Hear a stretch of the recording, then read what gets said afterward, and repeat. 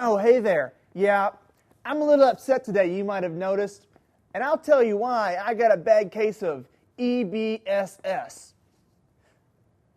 Oh, you don't know what that is? Easter basket shock syndrome, EBSS? Yeah, well, I got a bad case of it, and I'll tell you exactly why.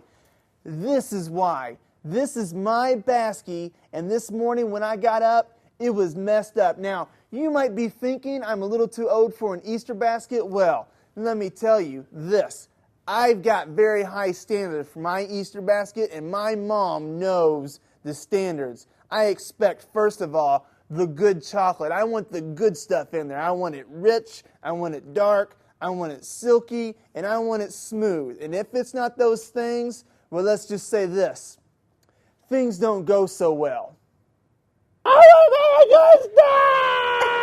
Oh, sugar, it's okay. It's over. Okay. There you go. That's so much better. Are we clear on the chocolate now? Good. I like the good stuff. And let me tell you else what I like.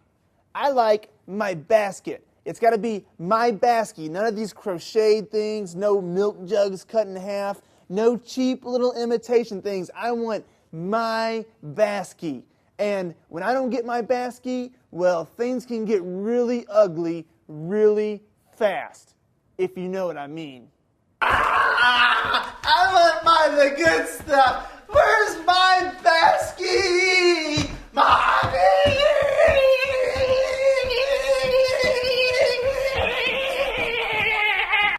No exceptions on the basket, you got it? Good. And let me tell you what else. There's about 5 other things that have got to be in my basket in order for it to be the good stuff. I've got to have my Snickers eggs. I've got to have my Reese's cups shaped like Easter bunnies. I got to have my giant chocolate Easter bunny with the ears I can chew off of. And if I don't get that, I get really angry. Then I get really upset. And I might just I get upset. Let me just put it that way. I've got to have my Cadbury Queenie Yummy Goodness eggs and my dark black jellies. Well, let me just tell you, all has gone well for years and years because I've got my mommy trained really well. Until this morning, I got up and I was so upset because I got out there and let me tell you, none of my good stuff was out there. I was blindsided by my own mother. She betrayed me. She didn't get the good stuff.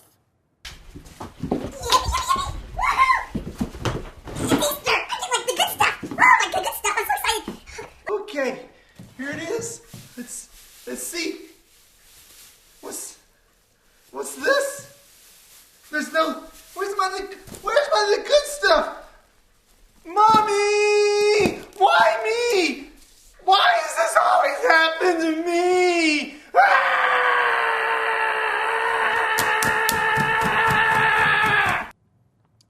So, what do you think was in my Easter basket this morning? Do you think I had any of those Peeps, the yummy good ones, the lavender and the pink and the yellow ones? No. You think I had any Snickers, the ones that are shaped like a little Easter egg? No. You think I had any little Cadbury creamy chocolate yummy goodness things? Comes with the bunny, goes, no. I didn't have any of those. You think I had a little coupon that I put on my head? No. You think I had any of those? No. I didn't have any of that stuff. Instead, this morning, all I got was this stone. Now, why on earth would I get a stone? It doesn't look like candy. It doesn't smell like candy. It doesn't even sound like candy. In fact, it doesn't even taste like candy. Look, I licked it. It doesn't even taste. What is my mommy thinking, giving me a stone for Easter? What is wrong with this woman? Why is she doing this to me? You know, I think I can figure out why Michael got a stone in his Easter basket. And we are at the perfect place to talk about it. Check this out. We are backstage at the Southeast Easter Pageant. Has anybody been to the Easter Pageant before? Anybody? Yeah, I see you in the pink dress. I know you've been. I saw you there. Anyway, we're backstage right now, and the Easter Pageant is like a big play where they talk about what happened the very first Easter, like 2,000 years ago when Jesus was crucified on the cross. And they don't talk about jelly beans and eggs and all that kind of stuff, but they talk about the Bible story, and it's amazing. And I wanted to show you guys some stuff while we're here. So come check this out. Follow me. Look at this stuff. This is awesome. Check it out. There's a trash can. Wow. A piano? That's where they play music. Hey, over there, seriously though, that's where they do the makeup for a lot of the people. I think over there, the thieves that are on the cross, they put their blood on right there. It's pretty wild. Okay, come, check this out. This is my favorite thing. Look over here. Now we're out on the stage, you guys. This is crazy. Look, the whole house out there where all the people sit. See the stairs right here? And I want to show you something else backstage though, so come on over this way. Check this out. I heard some noise coming from back here. And look at this. Ta-da! It's a bunch of birds, like the dove. I think that dove right there, that's the one that scared me. That's the one that lands on Jesus' shoulder. Isn't that awesome? Oh, speaking of Jesus, come check this out. Okay, this is what I really wanted to show you. This is one of the crosses. This is I don't know if this is the cross that Jesus is crucified on or if this is one of the thieves, but look down here. There's a motor, and when they get this out on stage, they trigger the motor, and it actually raises the cross up like 5 more feet into the air, so it can go all the way up. And I was thinking about this. In our story today, it's the Easter story, and it's all about the cross. And so talking about this cross right here is the perfect time for us to talk about our Bible story for today. So let's go talk about it. Okay, so we're talking about the cross. And if you remember the story of the cross, you know that the news is bad. And it's pretty bad. You remember Jesus Christ, God's one and only Son, had been accused of a crime he didn't commit. Jesus was a perfect man. And not just any man, he was God's Son. And yet he was being crucified to a cross to die. Let's back the story up a little bit. Do you remember Jesus knew what was going to happen to him? You remember he went to the Mount of Olives. And if you know what we're talking about this month, you know that Jesus stopped. He stopped at the Mount of Olives and he dropped to his knees and he asked God for strength through this really tough time that was ahead. And after that prayer, Jesus did have strength and he knew that he had to do God's will. And so Jesus rolled on with what he had to do next. And you know the story. He's in the garden, and Judas, one of his disciples, showed up with a whole bunch of angry people. And he went over to Jesus, and he pointed out Jesus, and Judas betrayed Jesus.